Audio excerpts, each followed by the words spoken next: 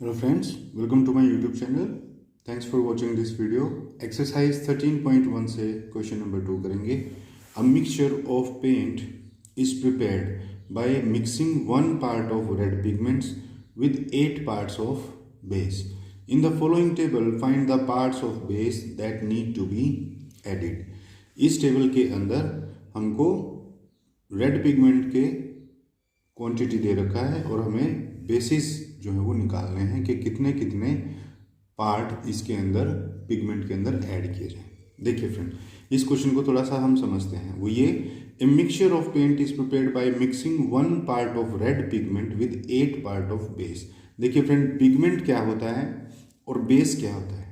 देखिए, जब भी हमारे घर के अंदर पेंट होता है तो जो भी कलर हम चाहते हैं कि दीवारों के ऊपर हो, वो colour as it is market से नहीं मिलता है हमको, या यूं कहें कि कंपनी उसी शेड का पेंट यूं का यूं नहीं बनाता है, क्योंकि ऐसे तो हजारों शेड्स हैं.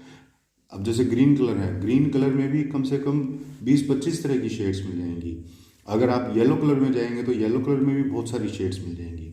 तो कंपनी करती क्या है, कंपनी ये करती है कि एक वाइट कलर का पेंट जो है वो बनाती है, उसको डिब्बे में पैक करती है और उसको बोलते हैं हम बेस.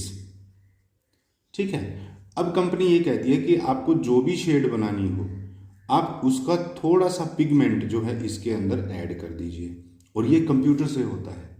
मान लीजिए आपको कोई शेड उसके ऊपर जो है पसंद आ गई पम्फलेट के ऊपर, और उस शेड के ऊपर उसका कोड लिखा होता है. तो जैसे ही हम कंप्यूटर में वो कोड फीड करेंगे तो साथ में एक मशीन होती है, उसमें से थोड़ा थोड़ा पिगमेंट जो है वो निकलता है उस कोड के अकॉर्डिंग, और फिर उस पिगमेंट को इस वाइट बेस के अंदर मिलाया जाता है. इसको फिर अच्छे से शेक कर लेते हैं, तो इस पूरे बेस का कलर जो है वही हो जाता है जो कोड आपने सेलेक्ट किया था. तो ये जो वाइट पेंट होता है इसको तो बोला जाता है बेस, और वो थोड़ा सा कलर जो इसके अंदर ऐड किया जाएगा उसको बोलते हैं पिगमेंट. ठीक है. तो अब क्वेश्चन ये कहता है कि एक मिक्सचर पेंट का रेडी करने के लिए अगर एक हिस्सा रेड पिगमेंट का डाला जाता हो तो बेस के जो है 8 हिस्से होते हैं. इसका सीधा सा मतलब ये है कि अगर 8 लीटर बेस हो तो उसके अंदर 1 लीटर पिगमेंट डलता है. इसका कहने का मतलब ये है कि अगर 8 लीटर बेस हो तो 1 लीटर जो है वो क्या डलेगा, बेस डलेगा. इसका मतलब सीधा सीधा ये हुआ कि अगर यहाँ 4 लीटर हमको पिगमेंट दे रखा है तो जो बेस होगा वो इसके 4 गुना होगा, 8 गुना होगा, क्योंकि देखो यहाँ 1 लीटर पिगमेंट है तो उसके 8 गुना बेस लिया हुआ है. यहाँ 4 लीटर पिगमेंट है तो उसका 8 गुना बेस होगा.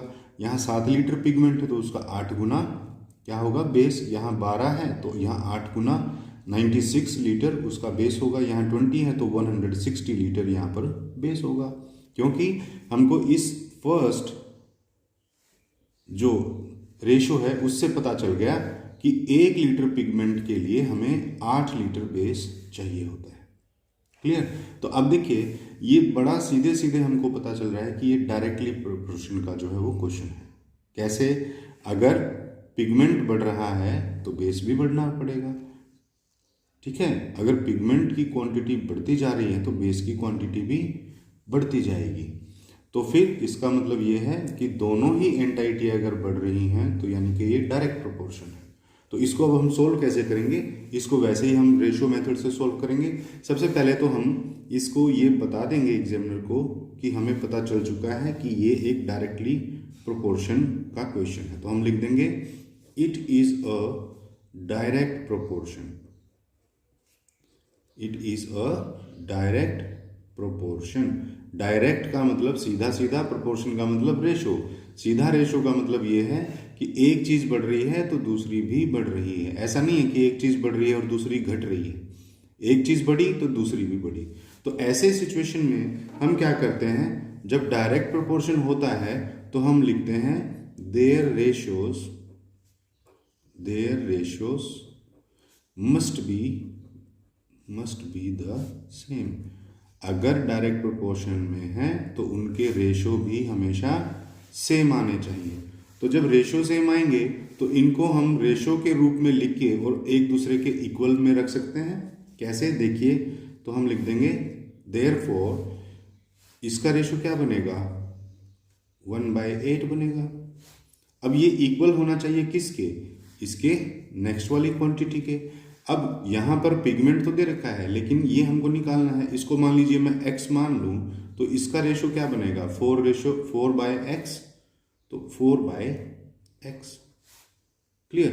तो सबसे पहले तो आप इसी का निकाल लीजिए। देखिए अब हमें नेक्स्ट स्टेप क्या करना होता है, मैंने आपको बताया था कि जब इस तरह की सिचुएशन आ जाती है तो हम करते हैं इन नंबर्स को क्रॉस मल्टीप्लाई। तो अब देखिए 1 इंटू एक्स, तो इधर x आ गया, एंड 8 इंटू 4 यानी कि 32। क्लियर। देखिए यही पता चल गया कि अगर 4 लीटर हमको पिगमेंट यूज करना है तो उसका 8 गुना यानी कि 32 लीटर जो है वो हमारा बेस चाहिए होगा। उसके बाद दूसरा रेशो ले लीजिए, ये जो हमारा ब्लैंक है इसको अगर मैं मान लीजिए y मान लूँ, तो अब मैं इस वाले रेशो को इसके इक्वल रख दूंगा, या इसी वाले रेशो को आप इसके इक्वल रख लीजिए, एक ही बात है। तो मैं इसके बराबर इसको रख के देखता हूं, तो हम यहां लिख देंगे 4/32 must be equal to 7/y। Clear.